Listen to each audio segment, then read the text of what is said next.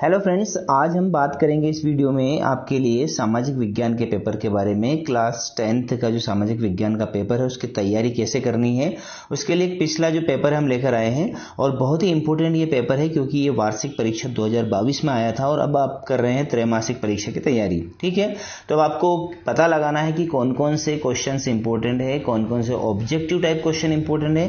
तो यहाँ पर हम सारे ही क्वेश्चन आपको बताने वाले हैं। यदि कोई क्वेरी, कोई डाउट शेष रह जाता है तो आप प्लीज कमेंट करके हमको बताना। वीडियो बहुत अच्छा बना है, इसको लाइक अभी कर दें और चैनल को सब्सक्राइब कर लें। तो देखिए, फ्रेडरिक सारियू कलाकार थे। तो फ्रेडरिक सारियू कहाँ के कलाकार थे?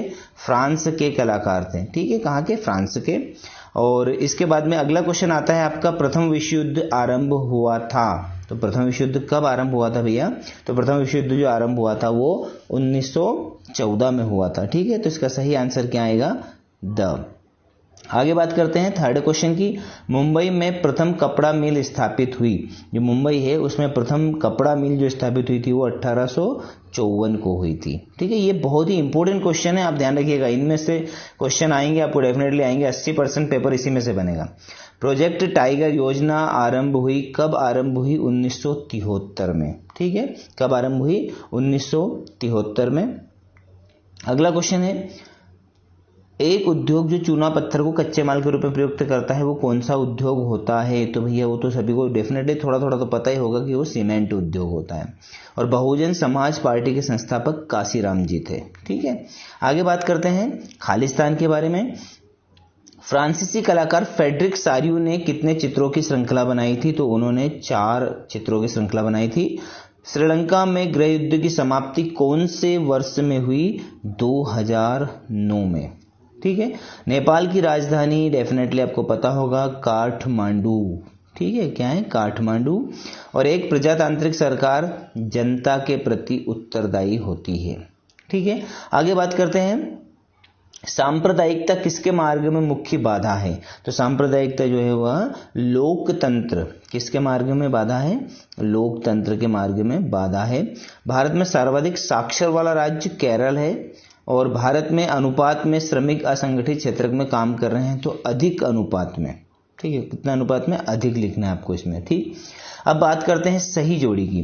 तो सही जोड़ी देखिएगा, वंदे मातरम गीत किसने लिखा है? बंकिम चंद्र चट्टोपाध्याय जी ने। हिंद स्वराज का नारा महात्मा गांधी ने दिया था। इसके बाद में गुलामगिरी, गुलामगिरी का आप बता सकते हैं, है ना? गुलामगिरी कौन थे? तो गुलामगिरी जो है यहाँ पर आपका डेफिनेटली आना चाहिए ज्योतिबा फुले आना चाहिए। ठीक है, प्रेस कानून की पुनर्समीक्षा किसने की थी? गवर्नर जनरल बैटिंग ने। भारत में वैश्वीकरण की शुरुआत 1991 में हुई। और ISI किसका हॉलमार्क होता है? औद्योगिक वस्तु जो होती है उनमें ISI मार्क लगा होता है। ठीक है, अब आगे बात करते हैं एक वाक्य में उत्तर। औद्योगिक क्रांति सबसे पहले किस देश से प्रारंभ हुई?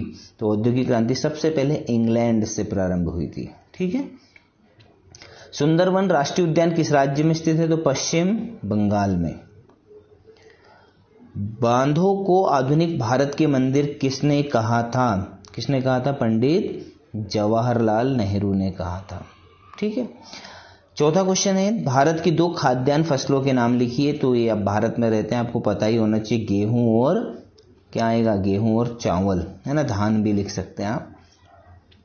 प्रतिरक्षा एवं विदेशी मामले कौन सी सूची में शामिल होते हैं? तो कौन सी सूची में? संघ सूची में। संघ सूची। सामाजिक विभाजनों का प्रमुख आधार क्या है? सामाजिक विभाजन जो होते हैं वो जाति, धर्म, लिंग, क्षेत्रता के आधार पर होते हैं। तो जाति, धर्म, लिंग लिख सकते हैं। और भारत में केंद्र सरकार की तरफ से करेंसी नोट कौन जारी करता है? तो भैया RBI करती है। कौन करती है? RBI यानी कि रिजर्व बैंक ऑफ इंडिया करती है। चलिए, सत्यासत्य की बात करें, उत्पत्ति के आधार पर जैव अजैव संसाधन है। तो बिल्कुल सत्य बात है, तो यहाँ पर राइट लगा देंगे। भूमि एक असीमित संसाधन है, तो गलत बात है, वो तो सीमित संसाधन। एंथ्रासाइड एक सर्वोत्तम कोयला है, बिल्कुल सत्य है। बंदरगाह जल एवं थल के मिलन स्थल होते हैं, सत्य बात है। और 5वां क्वेश्चन, यूरोपीय संघ का मुख्यालय ब्रुसेल्स है। तो जो ब्रुसेल्स है वो यूरोपीय संघ का मुख्यालय बिल्कुल है। और 6वां है, लैंगिक असमानता का आधार स्त्री और पुरुष की जैविक बनावट है, तो ये गलत है। ठीक है, अब यहाँ पर कुछ इंपॉर्टेंट क्वेश्चन आपको इनके जो है आंसर याद करना है। औद्योगिक उत्पादन से क्या आशय है?